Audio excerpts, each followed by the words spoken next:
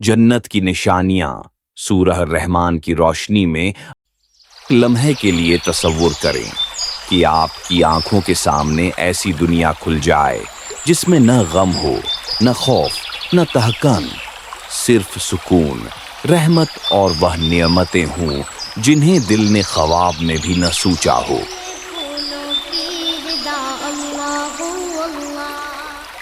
यही वह जन्नत है जिसकी झलक कुरान हमें दिखाता है।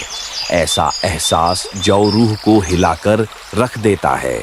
आइए जानते हैं सूरह अर-रहमान में अल्लाह की बताई हुई जन्नत के राज।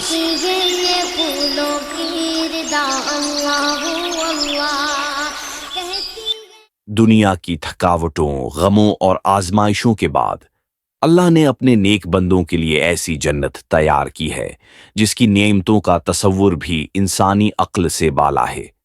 जन्नत वो मकाम है जिसे अल्लाह ने उन लोगों के लिए तैयार किया है जो दुनिया में अपने रब से डरते हैं और नेकी पर कायम रहते हैं।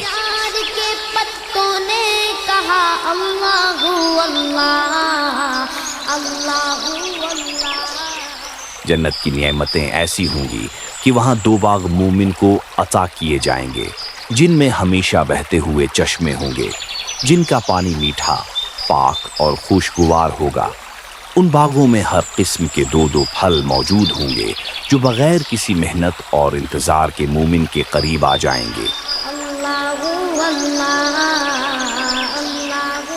वहां के बछोने रेशम के होंगे जिनकी अंदरूनी तह भी इंतहाई नफीस होगी और महलात मोतियों, याकूत और मरजान की शान से बने हुए होंगे। जन्नत में पाकीज़ा, बाहिया और नूरानी बीवियां होंगी जो हर ऐब और मैल से पाक होंगी। मजीद ये कि उन दो बागों के अलावा भी दो अलग जन्नतें होंगी जिनके चश्मे जोर से फूटते होंगे और उनमें खजूरें, अनार और बेशुमार फल होंगे जिनका हर जायका मुनफरिद और हमेशा ताज़ा होगा।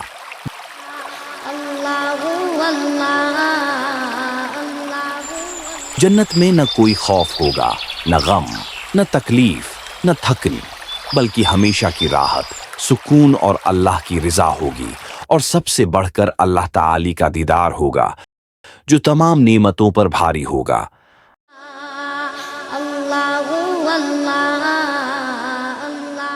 आखिर में अल्लाह बार बार इंसान को याद दिलाता है कि अपने रब की कौन सी नेमत झुठलाओगे, जबकि ये सब नेमतें उसकी बेपाया रहमत का इजहार हैं।